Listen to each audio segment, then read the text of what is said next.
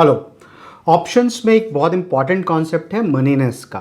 बहुत generic concept है और ये कुछ लैंग्वेज जैसा है जो आप यूज़ करेंगे इस लैंग्वेज को बातों बातों में जब आप ऑप्शंस को रेफ़र कर रहे होंगे। आपने सुना भी होगा जैसे out of the money option, at the money option, in the money option. Mainly ये 3 कीवर्ड्स हैं जो हम लोग इस क्लास में समझेंगे कि कब किसी ऑप्शन को आउट ऑफ द मनी बोलेंगे, कब एट द मनी बोलेंगे और कब इन द मनी बोलेंगे।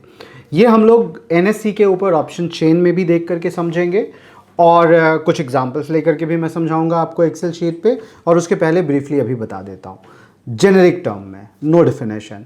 देखिए, अगर निफ्टी 18,000 है अभी निफ्टी, तो 18,000 का ही कॉल या पुट को आप बोलेंगे at the money call option या पुट ऑप्शन। आप पिछले क्लासेस में कॉल ऑप्शन और पुट ऑप्शन दोनों सीख चुके हो, दोनों आपको राइट्स देते हैं। तो यहाँ पे 18,000 निफ्टी चल रहा है तो 18,000 के भी स्ट्राइक प्राइस का कॉल और पुट दोनों हो सकता है, और 18,000 के इस कॉल को या पुट को दोनों को एट द मनी बोलेंगे क्योंकि अभी निफ्टी भी 18,000 है, स्ट्राइक प्राइस भी 18,000 है।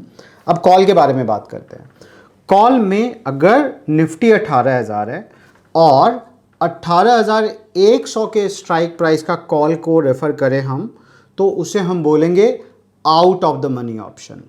ठीक है, मतलब कॉल ऊपर का स्ट्राइक प्राइस कहाँ से, जो अंडरलाइंग चल रहा है वहाँ से, उसे बोलेंगे आउट ऑफ द मनी। लेकिन अगर निफ्टी 18,000 है और 17,900 का कॉल ऑप्शन हम ले रहे हैं तो उसे बोलेंगे इन द मनी। ठीक है, पुट में ये उल्टा हो जाएगा।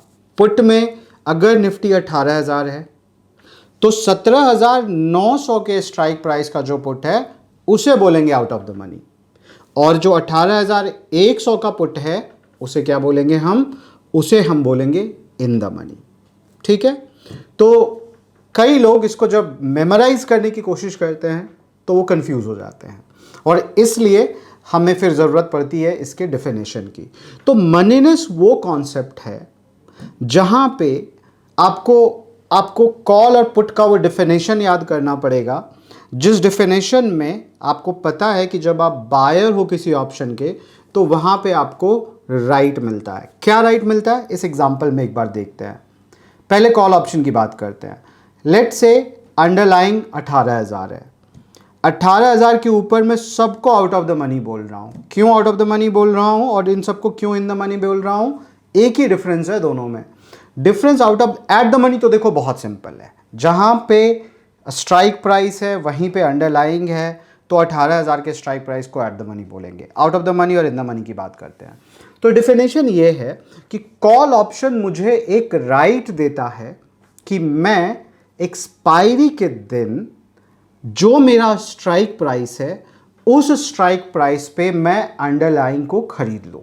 फॉर एग्जांपल निफ्टी 18,000 है, तो ये अगर मैं 18,100 की बात करूं स्ट्राइक प्राइस की, तो मुझे एक राइट मिलता है कि निफ्टी चाहे उस दिन 18,200 हो, 300 हो, 400 हो, 500 हो, कितना भी हो, मैं 18,100 पे खरीदूंगा। तो कॉल इसीलिए तो हम खरीदते हैं जब हम बुलिश होते हैं चीज़ों को लेके कि भाई यहाँ से मार्केट बहुत ऊपर जाएगी, कॉल खरीद लो। अगर ये 400 चली जाती है तो मुझे राइट मिल जाएगा 18,100 पे बाई करने का। ये 300 का जो डिफरेंस है मेरा प्रॉफिट होगा। आइडियली ऑप्शन ट्रेड होते रहते हैं और वो ऑप्शन प्राइस में दिख जाता है। मतलब अगर 18,100 का आपने ले रखा है 100 रुपये में, तो बट नेचुरल एक्सपायरी के दिन अगर 18,400 पे एक्सपायरी हुई है तो इसका प्राइस उस दिन 300 रहेगा, मतलब 200 पॉइंट का आपका प्रॉफिट हो जाएगा। जो भी इसका लॉट साइज है उसके हिसाब से, अगर 50 का लॉट साइज है तो 200 गुने 50 करीब करीब आपको 10,000 रुपये मिल जाएंगे इस ऑप्शन में। 200 गुने 50 का लॉट है तो 10,000 रुपये का आपका प्रॉफिट हो जाएगा। तो क्या यहाँ पे हमने समझा, हमने ये समझा कि अगर हम ये ऑप्शन लेते हैं राइट, और मार्केट यहीं पे एक्सपायर हो जाती है 18,000 पे ही, फिर क्या हम इसको एक्सरसाइज कर पाएंगे? नहीं कर पाएंगे। क्यों नहीं कर पाएंगे? क्योंकि जब मार्केट में ऑलरेडी 18,000 का मिल रहा है तो मैं 18,100 पे क्यों खरीदूंगा। तो हर वो ऑप्शन जिसे करंट मार्केट प्राइस पे आप एक्सरसाइज करने नहीं जाओगे उसे हम आउट ऑफ द मनी बोलेंगे। और हर वो ऑप्शन जिसे आप अभी के अभी, अगर मार्केट इसी रेट पे 18,000 पे एक्सपायर हो गई तो आप एक्सरसाइज करने जाओगे, उसे आप इन द मनी बोलोगे। मनीनेस का यही कॉन्सेप्ट है। अगर आप देखो मार्केट में आपने 18,100 का लिया, निफ्टी 18,000 ही रह गई, आप यहीं पे खरीद लोगे, आप यहां पे बिल्कुल भी नहीं जाओगे। लेकिन अगर आपने 17,900 के स्ट्राइक प्राइस का लिया हुआ है तो आपको राइट मिलता है कि आप निफ्टी 17,900 पे खरीद सकते हो। अब मार्केट में रेट 18,000 का चल रहा है, आपने राइट 17,900 का लिया हुआ है, मतलब उस राइट के थ्रू आपको निफ्टी 100 पॉइंट सस्ता मिल रहा है। तो आप एक्सरसाइज, इस राइट को जरूर एक्सरसाइज करोगे। तो हर वो राइट जो आप एक्सरसाइज करोगे आप उसे क्या बोलोगे? आप उसे बोलोगे इन द मनी ऑप्शन। तो कॉल के केस में ये इन द मनी हो गया, क्योंकि इस स्ट्राइक प्राइस को हम एक्सरसाइज करेंगे अगर हमारा अंडरलाइंग वही रह जाता है जो अभी चल रहा है। दूसरी तरफ हम बात करें कि अभी 17,800, 17,700, 17,600 जितना नीचे चलते चले जाएंगे, ऑब्वियसली हमारे लिए वो सारे ऑप्शन इन द मनी कहलाएंगे, क्योंकि ये वो स्ट्राइक प्राइसेस हैं जिन्हें हम जरूर एक्सरसाइज करेंगे अगर हमारा अंडरलाइन 18,000 ही रह जाता है।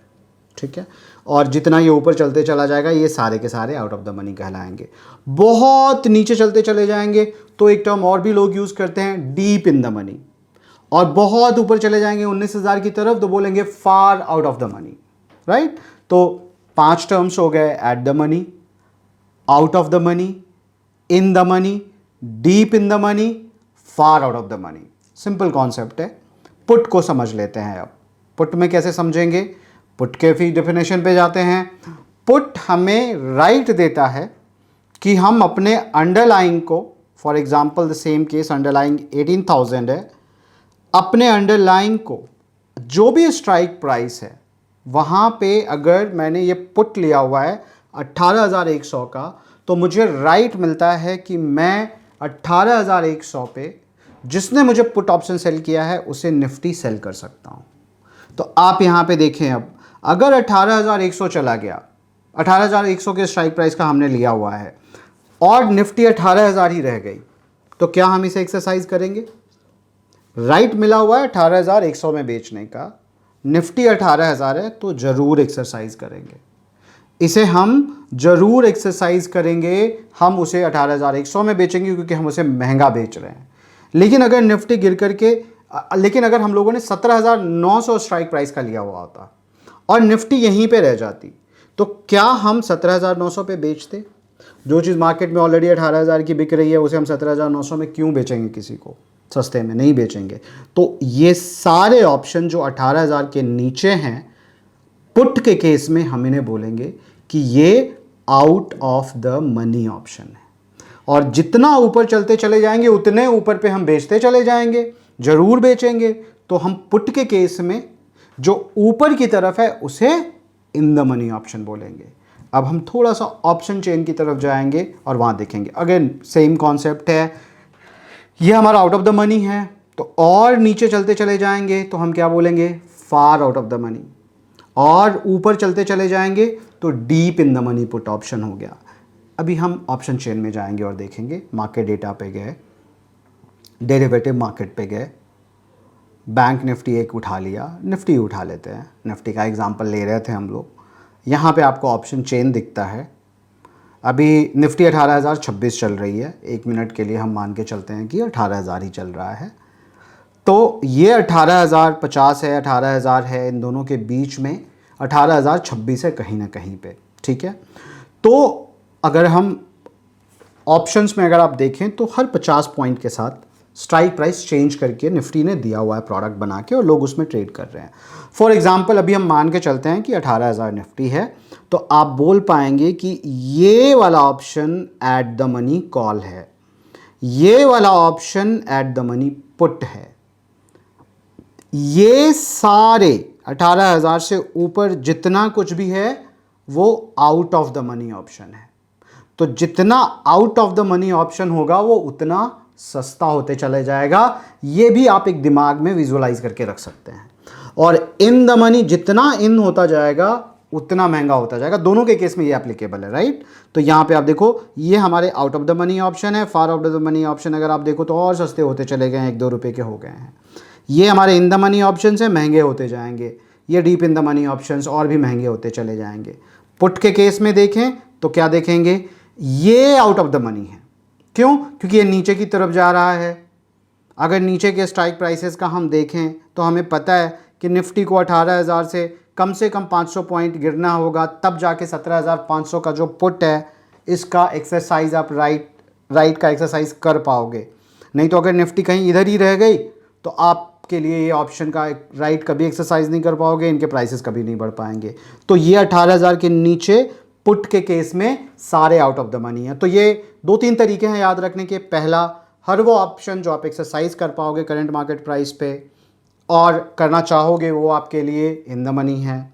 दूसरा, इन द मनी ऑप्शंस जो हैं वो महंगे होते चले जाएंगे। तीसरा, कॉल के केस में सारे नीचे वाले होंगे, सारे ऊपर वाले आउट ऑफ द मनी होंगे। पुट के केस में ये फ्लिप हो जाएगा। सिर्फ कॉल याद करके रखें आप। तो 2-3 तरीके हैं अलग अलग तरीके से इसको याद रखने के। जैसे जैसे आप प्रैक्टिस करते रहोगे ऑप्शन ट्रेडिंग की, ये चीज़ आपको याद रहेगी। ये कुछ ऐसा है कि एक लैंग्वेज है हमारा जहाँ पे हम बात करते हैं कि हाँ, out of the money option खरीद लेना है। स्ट्रैटेजीज़ में खास करके इसका यूज़ करेंगे। 2 out of the money option बेच दो, 1 deep in the money option खरीद लो, या 2 out of the money option buy कर लो, 1 इन द मनी ऑप्शन खरीद लो। इस तरीके से खरीद लो, 1 बेच दो। तो वो लैंग्वेज में आपका यूज़ होगा मनीनेस ऑफ द ऑप्शन। बाकी डेफिनेशन वाइज मैंने आपको बता दिया। होपफुली मनीनेस आपको क्लियर हो चुका है। नहीं भी क्लियर हुआ है तो आपको प्रैक्टिस में ये क्लियर हो जाएगा जब हम स्ट्रैटेजी की बात करेंगे। फिर से बोलता हूँ, 18,000 निफ्टी है, 18,000 के दोनों ऑप्शन एट द मनी होंगे।